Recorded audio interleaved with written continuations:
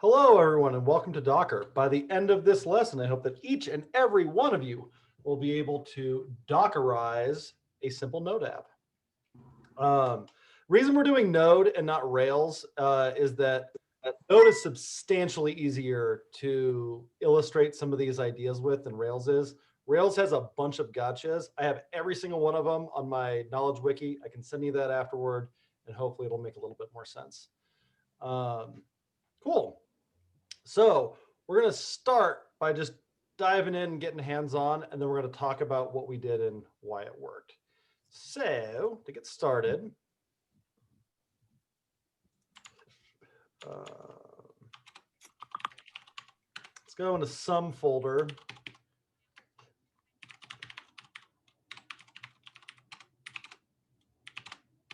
All right, so nothing up this sleeve, nothing up this sleeve. Prerequisite for this, you'll know you're ready to rock on this if you can do which Docker and see something come back. If you can't see that, this isn't going to work for you. So take a sec to make sure that you got everything installed okay. And then we're going to make our simple ass Express app. Even if you've never done Node or Express or anything before, doesn't matter. Just follow along with me. You'll be all right. We're going to make an index. Actually, shoot. Let's do npm init-y. Run that command in your terminal. That's going to generate a file called package.json.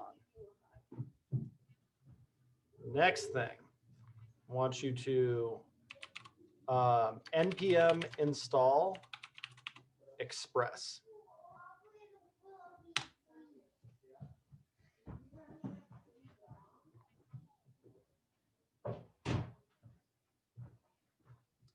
Next, I want you to touch index.js, and then I want you to open it up in the text editor.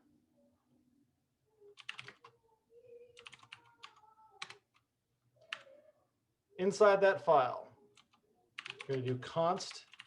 Actually, let's do it this way. Let's do const app equals require express, and then invoke it at the end. That looks kind of weird. Don't worry about it. Just make sure that your screen looks like mine.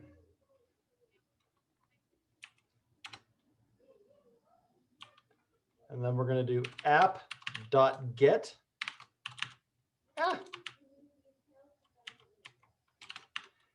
App.get takes in a function. So, and that function takes in a request and a response.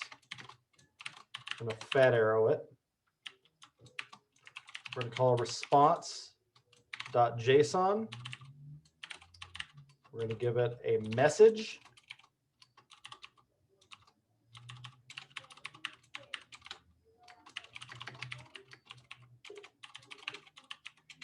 And then we're going to tell app to listen on port 4000. That's it. That's the entire app. So take a second, make sure that your app looks like mine.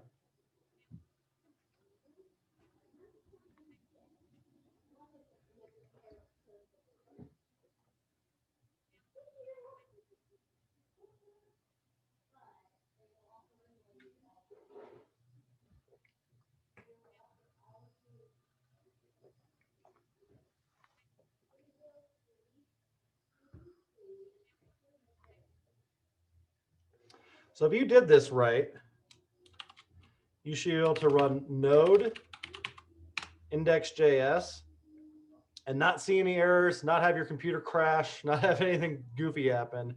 It's just kind of hang like this. And if you pull up a browser and go to localhost 4000, I messed something up. Give me a sec. Let me debug this. If you see what I did wrong, go ahead and shout it out. Request. Don't you have to give it a path? Yeah. So you need a slash. Ow, there it is. Yeah. Thank you. Monodarinos. Yeah, it's got to take in a string too. And so then if I run that, hey, there we go. So you should be able to do that and see something like that. Questions, troubles, spill.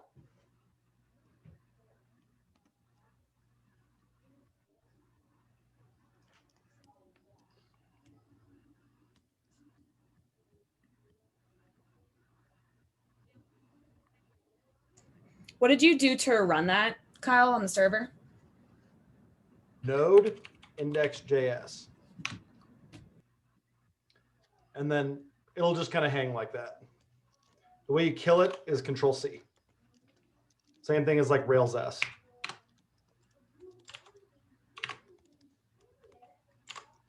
Anything else?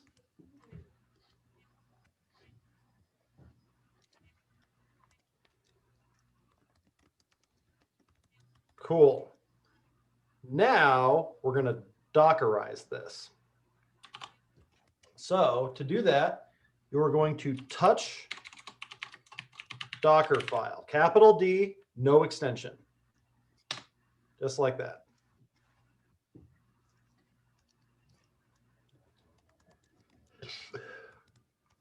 So a Docker file is going to be instructions on how to build a computer that would run this app for us. So if we open up that Docker file, first thing we need to tell it, what kind of computer do we need? So it just so happens that there's an official Node image for this. And all of these are different versions of Linux and different versions of Node that we can install. And so I'll put this link in chat.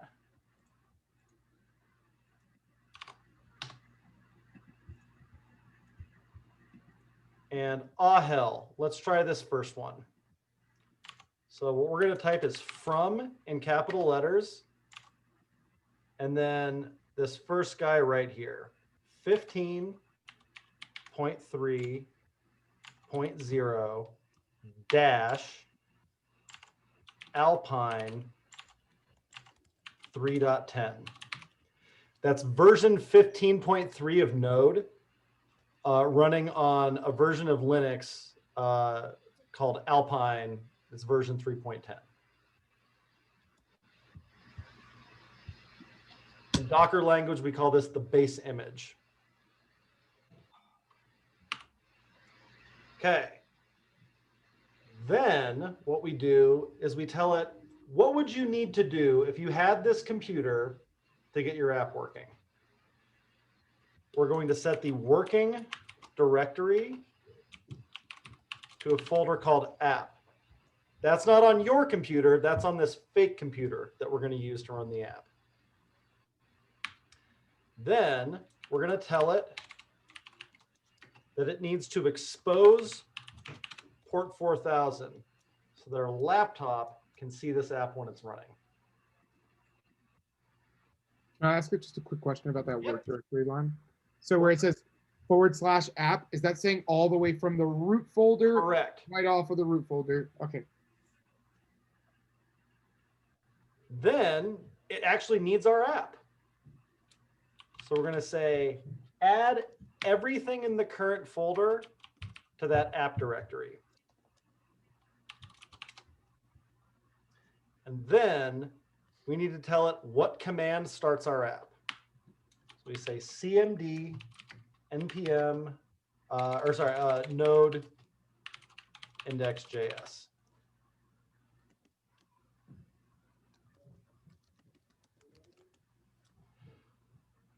Cool.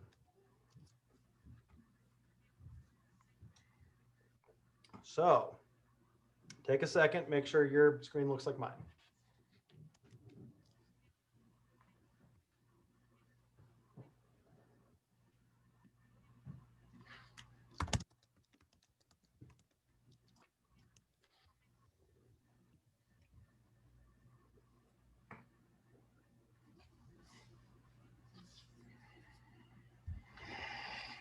Cool.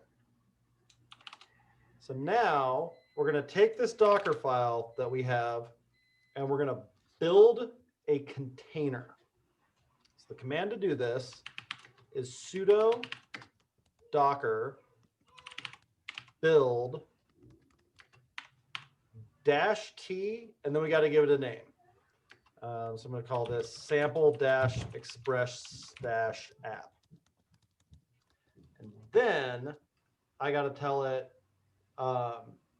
where to find the Docker file for this. And it happens to be right in this very folder, so we can say dot. So when I do that,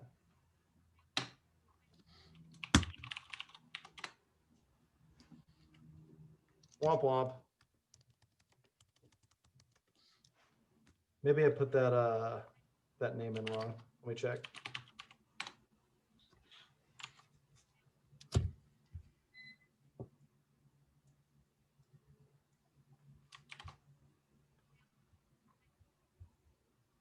Oh, I need to say which one it is. Duh.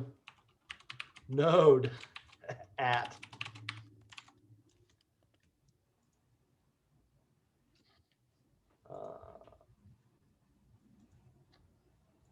All right, let's try that again. File reference format. What is the format for that? Docker from.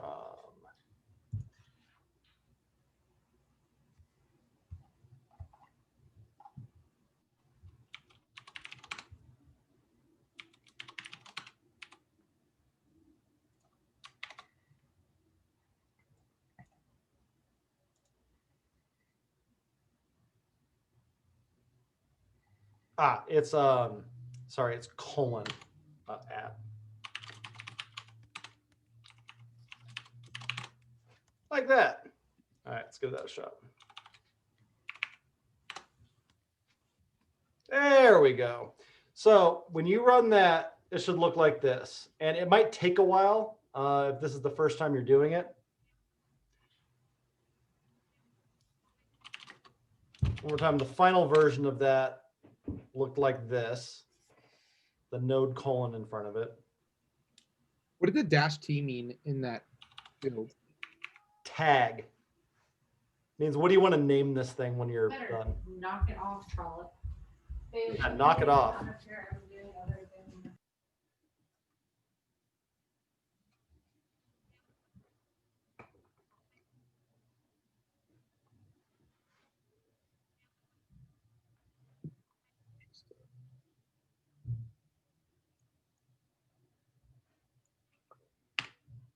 Cool. So now you should be able to run sudo docker t sample express app. And oops, let me look at the Docker. It's a Docker exec.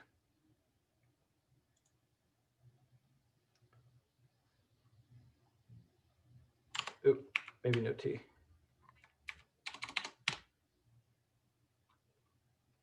Docker run.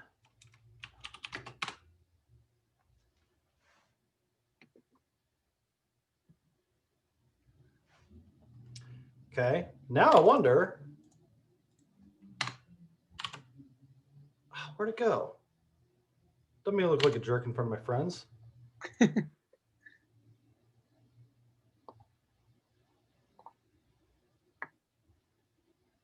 Oh, I might need to tell it what ports to use. Hang on.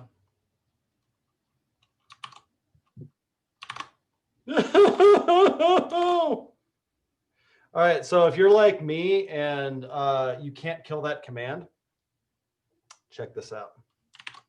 Make another terminal, kill all Docker, sudo kill all Docker. There we go. Fuck. Control D or Command D? Good call. Nope. The kill all Docker worked for me, but then I got an error pop up that said fatal error. Docker daemon failed to start.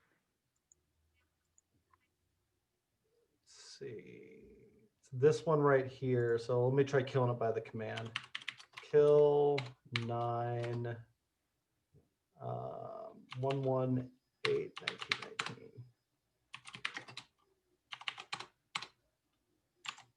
There we go. Back in business. So, all right, let's put the, we're gonna put IT tags on it. And then we have that running on 4,000, 4,000. Let me see if this works.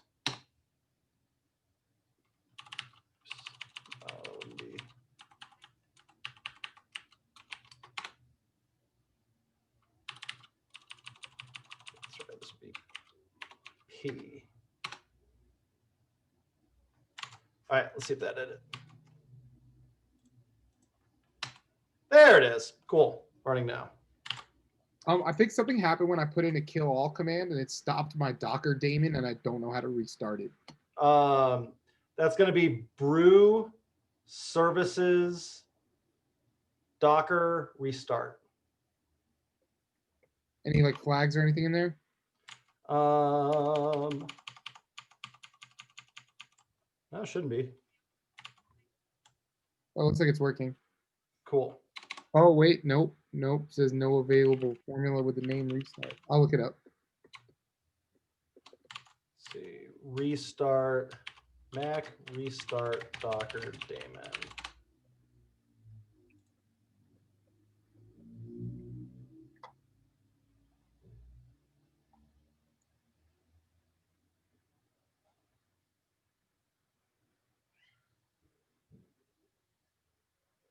Yeah, if you just reopen it from like with a command space, that should probably do it. Reopen it with a, Like Oh, open yeah. the GUI app. yeah, I got you. Cool. So I got this up and running. One more time, the command for that was this. Hmm. The sudo docker run. We're mapping ports. That's what the dash P is, from inside the containers 4,000 to outside the containers 4,000. And we want to run that container that we built earlier.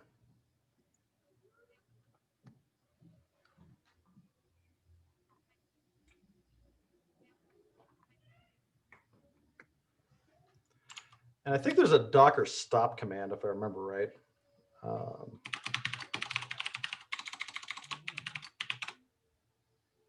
Nope. Docker help, Docker kill. You should be able to like sudo docker kill and give that the name of your container. So that was called Sample Express app.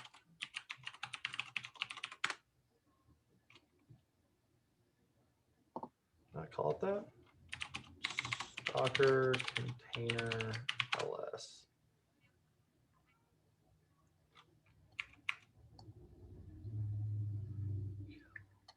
Oh, it probably needs the hash for it, E4080. There we go.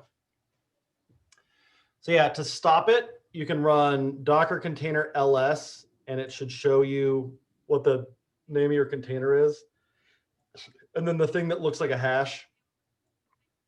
And you guys need to be the entire thing, just the first couple characters of it. Could you show that Docker run command again? Yep. O-P. Cool. So we're going to talk a lot more about what we did and why it's cool. But any questions about getting this running? Yeah, it Um, won't. Oh, sorry. Go ahead. I was to say I'm getting a permission denied error when I Same. run. Are you running it with sudo? Mm-hmm. All right. Brian, why don't you go ahead and screen share for us? What version are you on now? Is the, oh, wait. All right. So looks good, looks good, looks good. All right. And then, Well, you don't look nearly enough. it's because you're already using port 4,000 for something. So Yeah, I killed that. All right, try running it again. I had it run there and I cut it down. So Well, obviously we didn't get to meet face to face, but I know we chatted what seems like forever ago, even though it was only a few months. Well, you have a dash T in there. I didn't have that dash T in Yeah, mine. over. I don't know if that'll So I affect shared you. all those notes with the Rockland team. isn't that what Kyle had? I'm not. I think we got rid of the dash T when we put the sudo docker run in there. This weekend. I can't see the bottom of your screen. I'm trying to scale the. And I know Toad, There we Toad is go. the regional manager. He's having trouble. All right, so He's on, but his camera and monitor. you don't need the dot at the end. Okay. So press up, Was Dr. Cooper working today, or was he- get rid of the dot. All right, cool. Cool. Let's check out port 4000. I know how things. Oh. Oh. Mine Yeah, it won't works. even. Oh, cool. Works? Cool. Jack, what you got? Mine won't let me like it changes to the key emoji and just locks me out. Oh, that's your, it's asking for your password. Yeah, it won't even let me enter it. It's weird. Why don't you go ahead and screen share? I don't know if it's a weird iTerm 2 thing, but like, yeah, it does Yeah. this and I can't type. I can only hit No, it's- enter. Yeah, it's typing. It just doesn't show you your password. Okay, let's give it a shot. Oh Cool. my god. Okay, cool. Facepalm. Is that it? So the issue was you haven't. I don't know if you built the thing yet. So do sudo docker build, and then space dash t space sample dash express dash app. Sample. Oh, right. Space. Oh, my bad. Press up. Yep. Space dot. Yep. All right. You got to update your Docker file too. So open up your Docker file in a text editor. Look at this guy over here. Oh, Jack, you used him. Uh, He knows how to fix this. He just really wanted to share that. all right. So before the 15, do node and then colon.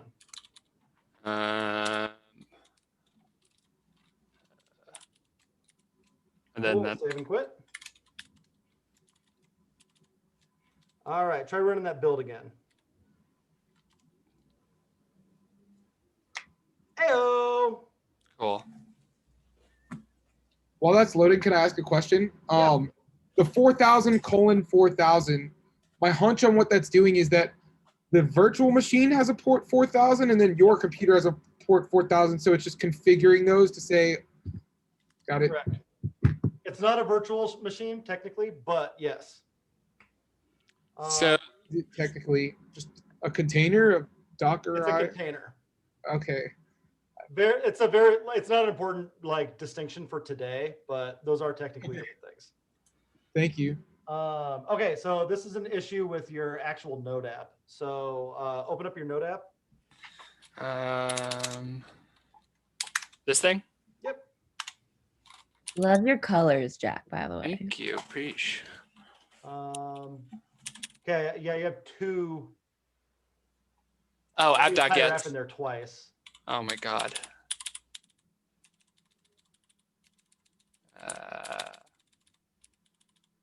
Cool. Open up your Docker file while you're at it. Let me. I'm not on Tmux right now. This makes me want to learn Vim. I fucking love it. All right, so you got a capital app for that ad. It's case sensitive. Oh, okay. Come on. Oh, just like that? Yeah, dope. All right, so Okay, now cool. rebuild your container. Save and quit that. Rebuild your container. Yep. All right. And run it on the port. Yep. All right, fire up that browser. Let's check out port 4000. Oh my God, thank you. You're beautiful. I'm also still having that same issue, but you guys move on. I'm gonna watch this later. And go Okay. back. Neat. Let's talk about what we just did and why it's pretty fucking cool. So, Docker is a container platform. So what that means is that we take our app code and we combine it with everything you need to run the app, including any like languages you need installed, like plugins, fucking whatever. All of that starts traveling with your app. So when you send me that repository with the Docker file in it, I don't even need to have Node installed. I certainly don't need to have the version of Node that you have installed. All I do is go, cool, build the container, run it, done. Nothing else to install. So here's another like perspective on why this is huge. When you start your dev job, there is a pretty damn good chance you're going to spend the first week on the job setting up your dev environment. So that's going to be, I plug in my thing.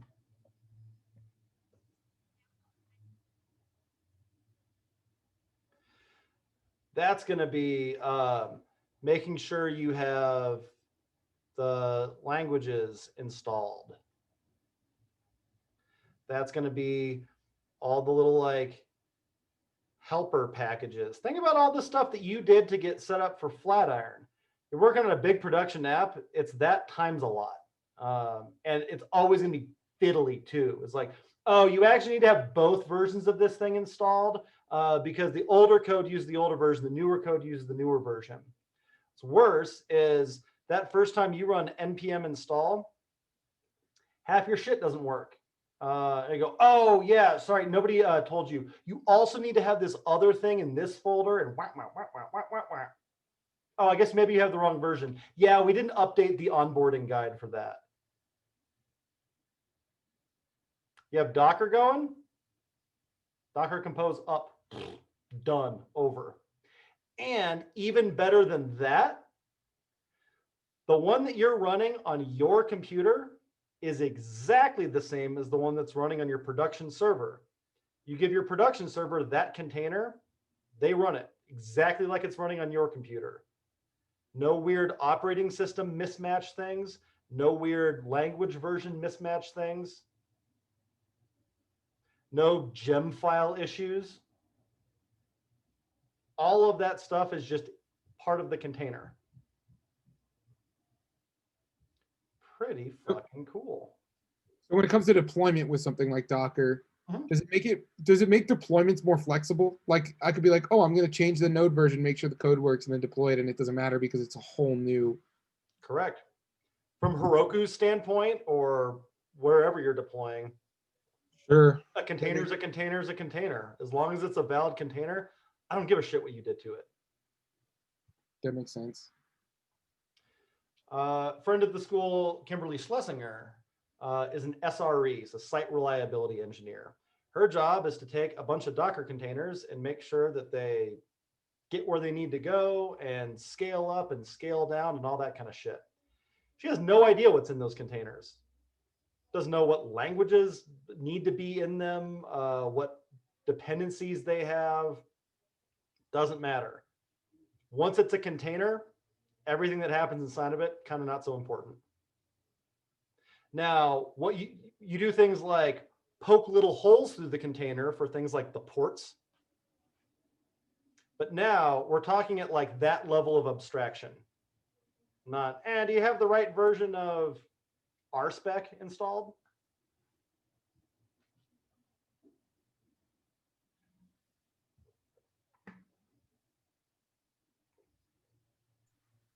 How likely, like, I guess I'm trying to think of how to phrase this question. Is Docker something that a lot of like modern companies are doing because they're finding it's efficient, and if you're working for like some old company, you won't see it that much? Like, I guess. Accurate. Docker is like the present and the future. There's also lots and lots of companies that are in the past. Okay.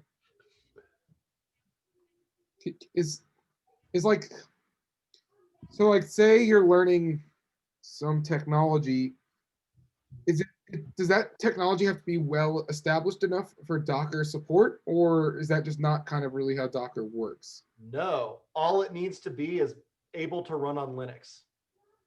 All Docker images start as just regular Linux images. Now, like you can have them installed with like a variety of different packages, or like the one that we use came with Node pre-installed. The way that worked was there was a like base Linux image, and then on top of that, actually, let me redraw that.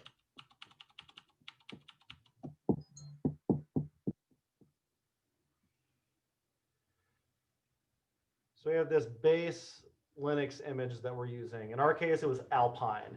Alpine isn't like a normal consumer Linux. It's one that was made, I think, by the Docker team.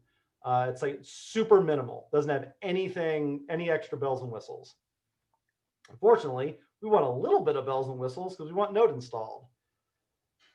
So the Node team makes a version of that that's the same base Linux plus Node. Now, the thing that we just did was we took all of those things plus our code. And that's how Docker images work. They're in layers like this, and you can just add things to them progressively. So if I have a Docker container and let's say I want to install some language on it, right? And it's not a language that has like wide Docker support. Can I treat it like literally a Linux virtual machine and be like, oh, I'm just sudo gonna apt install. Okay, but I probably have to put some command before that to make sure that it's like a Docker thing. No? So I literally okay. From the Cool. perspective of Docker, it doesn't know that it's not a real computer. Cool. So like you would end up doing something in your Docker file like run sudo apt install. Actually, it wouldn't be sudo because there's they don't even have users and shit in like these like really stripped down versions of Linux. Sudo apt install Ruby, whatever, whatever thing that you need. You could use the like the package manager, or you could download a binary and like have that added in with part of this command, and then run my installer. And now it's going to have whatever thing that you told it to install. So long as it runs on Linux, you can put it in the container. So do you kind of need to be able to script out a lot of that stuff, or like is there a way to like interface with a Docker container as though it's like a shell? Yes, and don't do it that way. Yes, you should be able to script it out. Okay, that's probably good practice. Because the whole point is that these are instructions on how to build the computer. And when I try to deploy this to Heroku, it's going to do the same thing. And so it needs to be a scriptable series of steps. Okay. Am I allowed to keep firing off questions? Let's take a break and see if questions from anybody else. You might have already answered this, but so you would just, if you had other folders, you would export them into your index.js file, and then it's running your index.js file. So therefore it's running all of your files, all your code. The thing that makes that possible is this command here. So I said, take everything inside of this folder, including node modules, including everything else, and put it in this folder in my fake computer.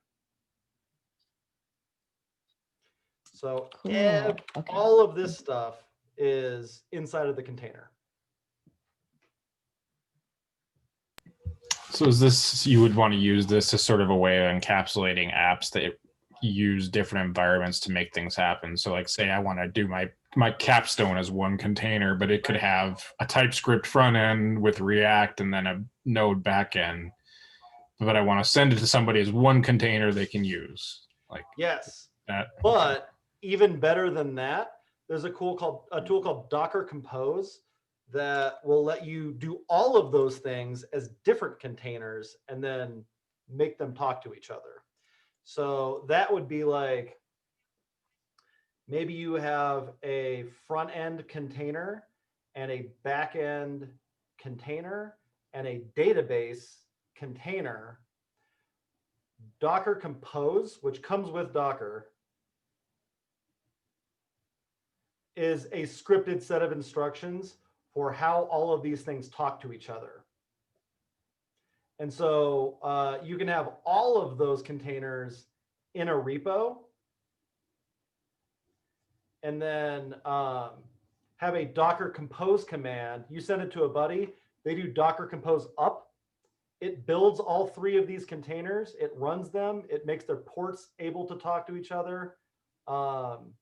It even does some other like pretty badass things, like letting you not have to rebuild the container every time your code changes. Done. So here's what that looks like.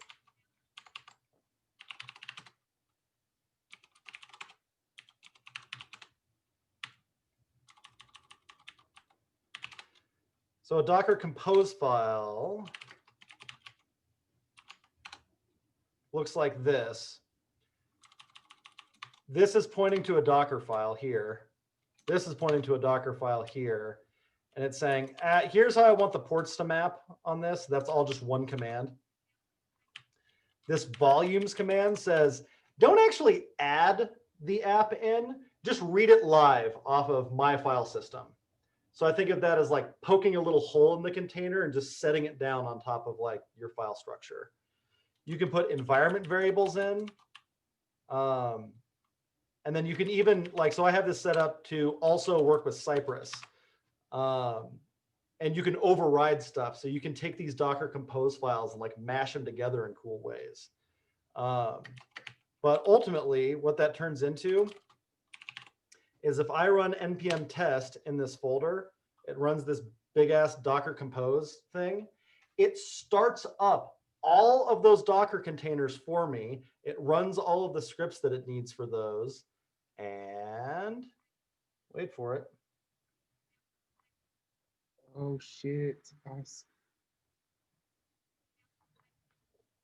So you're testing the whole stack at once. Yes.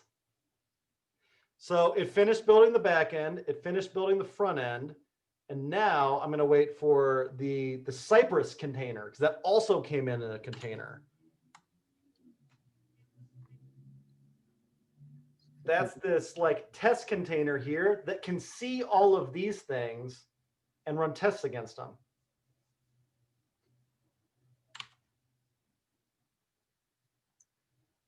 Watch, it freezes up. Actually, because I think I'm actually running that on a different port right now. What was that, John? Are you using Cypress to test your back end and front end? Yes. So Cypress just tests JavaScript in general? Or is it testing? It tests browsers. Oh, okay. Okay, yeah. My bad. Oh, I'm sorry. I'm running the headless one. So yeah, it's running my tests headlessly. Like when you run learn. Wow. And so I can send that to GitHub or like some CI service and go, by the way, when I push up like this repo, would you mind running all of these tests for me? And if all of this comes back okay, would you go ahead and deploy it for me also? Done. Is that what people mean when they talk about CI/CD pipelines? Correct.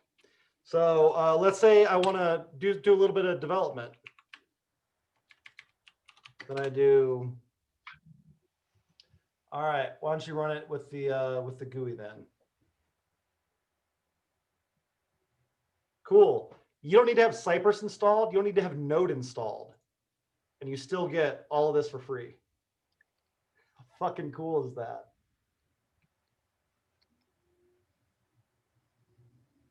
I don't even need to have these browsers installed. They come with the Cypress install. So it finishes. Is there a workflow with Docker containers to are they storage wise expensive?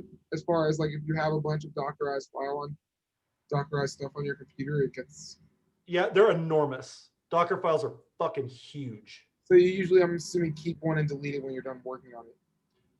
Like it doesn't need to be that much, but there's a command called Docker prune that just gets rid of all of your Docker containers that aren't actively running right now.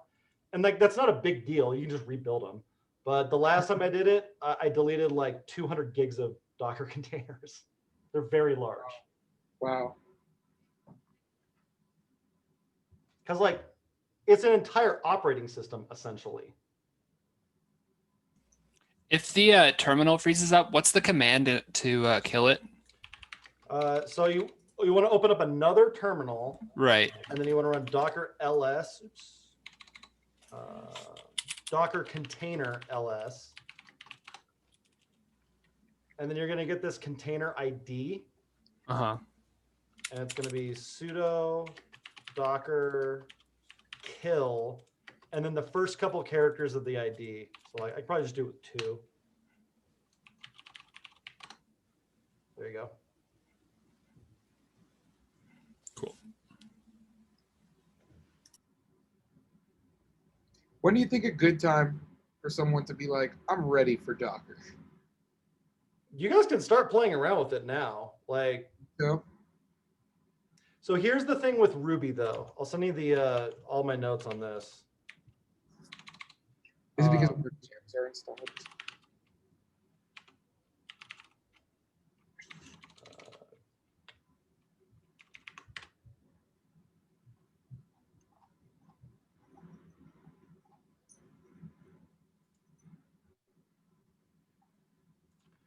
All right, here's all my Docker notes. And if you go all the way down to the bottom, these are the Rails things you need to know. There is no Rails image. There's a Ruby image, but you need to install Rails on it yourself. And so this is an example of those like you having to install something on an image.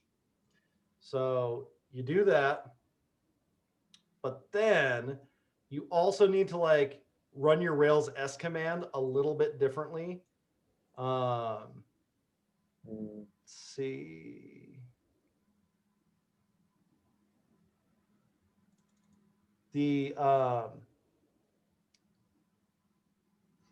I think if you do this, you're probably okay.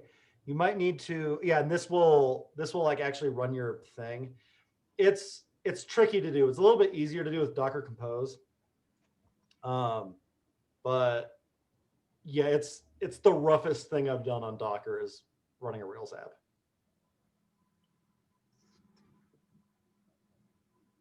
Is a lot of that because of the way Ruby stores gems?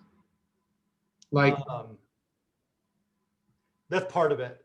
Some of it has to do with Node has a server built into it and Ruby doesn't. Ruby runs on top of Puma. Or sorry, Rails runs on top of Puma, which is a separate thing. okay.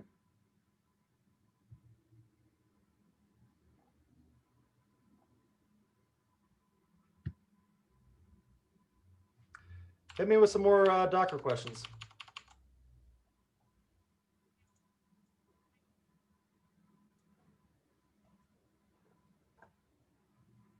Your full CI/CD workflow has Docker, Docker Compose, testing, and are there any other major, like GitHub Actions? Correct. And then are there any other major tools there that are vital to that infrastructure?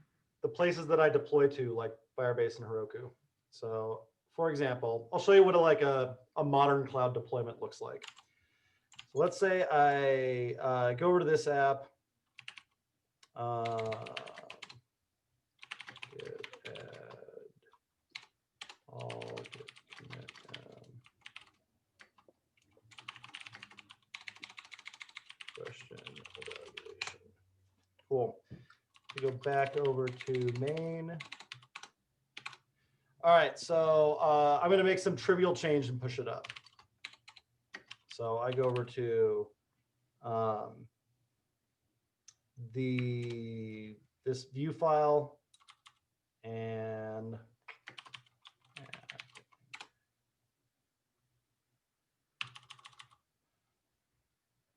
whatever. I'm just going to put an extra line break there. So I have a change. Making a trivial commit. Okay, so I commit it. I increment the version. So do npm version patch. So the thing at the top of your package JSON file, it just updates that. All right, cool. So now I'm going to push that.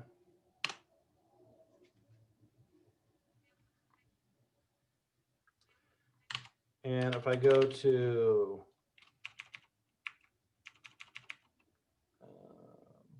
the repo for it,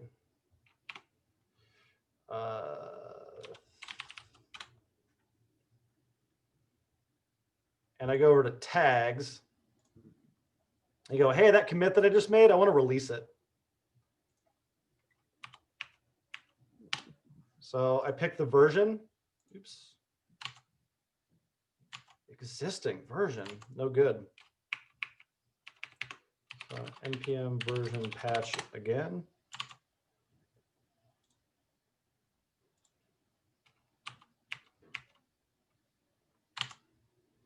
Oh, and then I need to push it.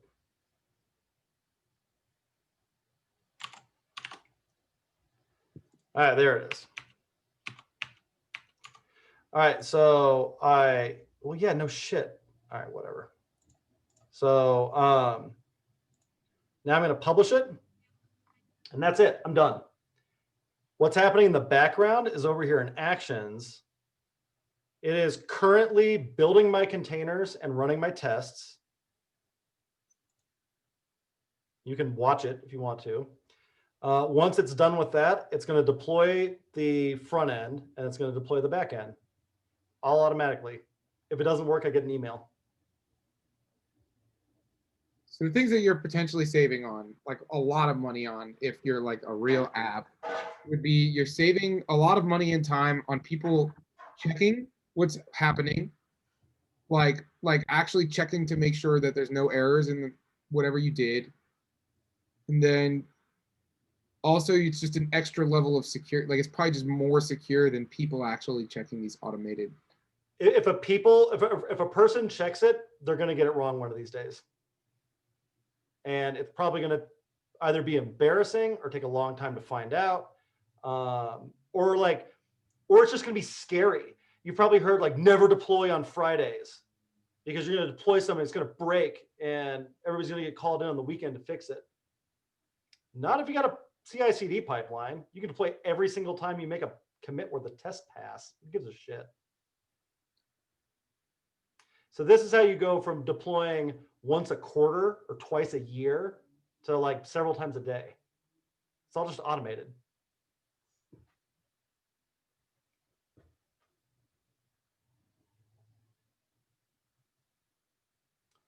More Docker questions.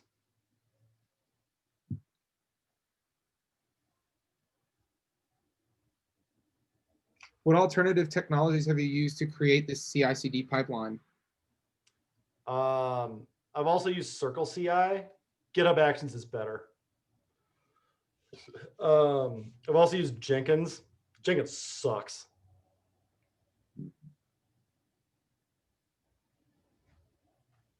I've heard of like actions through GitLab as well. I don't know if you could do more with that, but someone was once telling me that they could do more with that. I'm curious if you know anything about that. I doubt it. Actions are pretty new in GitHub.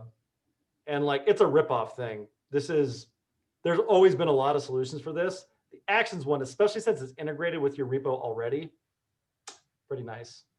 But yeah, it's like that was probably GitLab's killer feature and GitHub stole it. Sort of like how Bitbucket's killer feature was free private repos, and then GitHub started doing that. Now nobody uses Bitbucket anymore. What about like the architecture of like, I'm trying to think of how this would integrate with like different services that you have, like S3 buckets, EC2s, or like There's plugins for all of it. so so like- plugins to basically manage it all from your GitHub. Yeah, so here's the like actual scripts for these. Here's the deployment. Here's the plugin for deploying to Firebase. Here's the plugin for deploying to Heroku. Hmm. Right, that makes sense. Other questions y'all have about Docker, containers, that kind of stuff?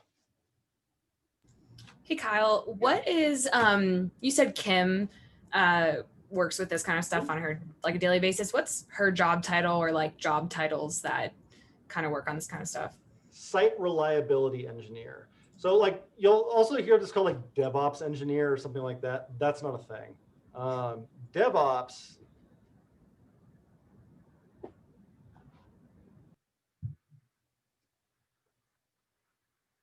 is like the coolest word that everybody misuses in technology.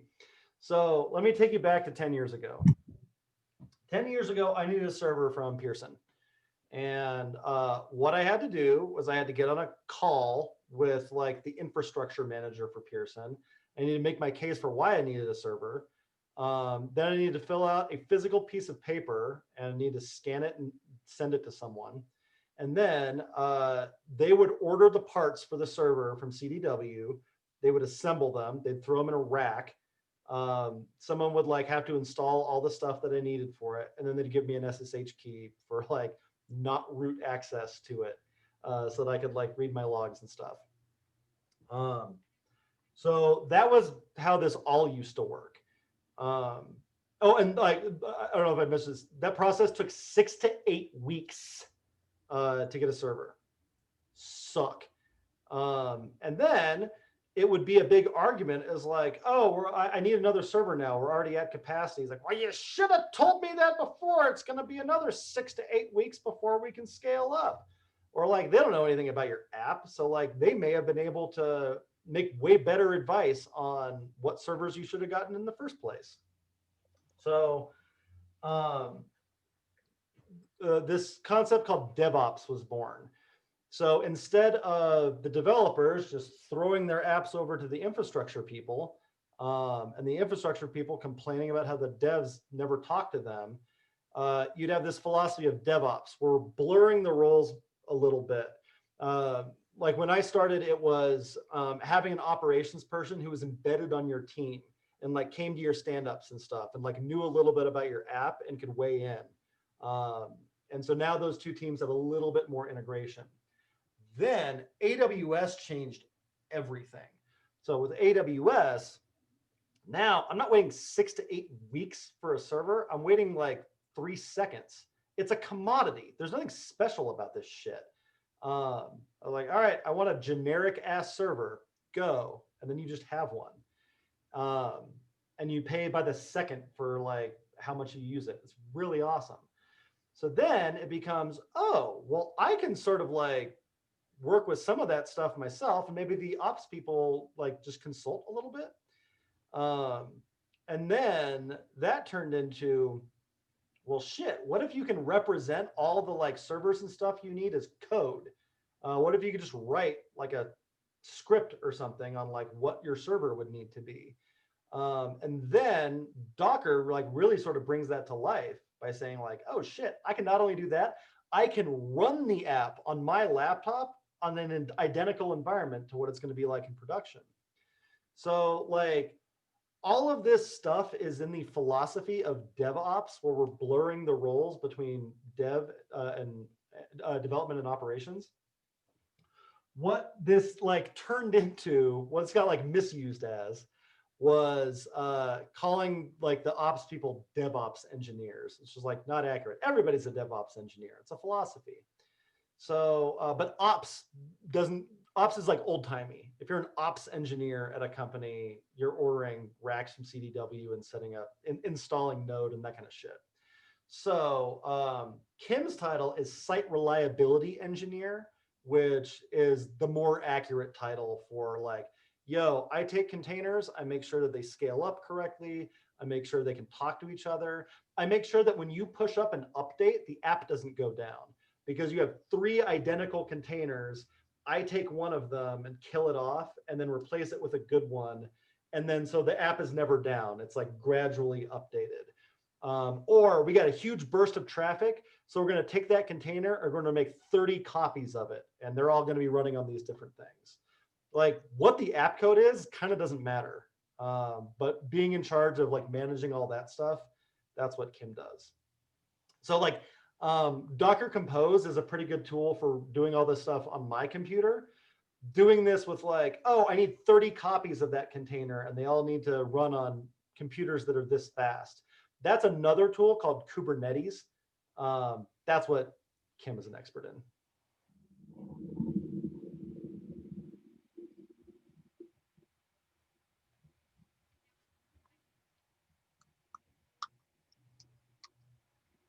Other questions? This one was awesome. Awesome. A Good. lot of like gray area for me for sure. A lot of it. So, okay, here's like a final word of warning about anything DevOpsy. If any of you saw Westworld, like the further out from the middle of the park you go, the more like Wild Westy it is. Software development is kind of like that, except the further back you go, the more hair that grows on people's necks and the more like cryptically they speak and like the less they feel like they need to be comprehensible to anyone. And so like it took me weeks to get a straight answer on what a fucking container was. And so like as you explore this stuff and CI/CD pipelines and like all of that, like it gets a lot more Wild Westy than like the Rails docs. So like buckle up. This stuff isn't actually that hard. They're just not explaining it to you very well. Cool. Survey's coming out. Thank you. Oh, that lesson was awesome. I'm so glad. That was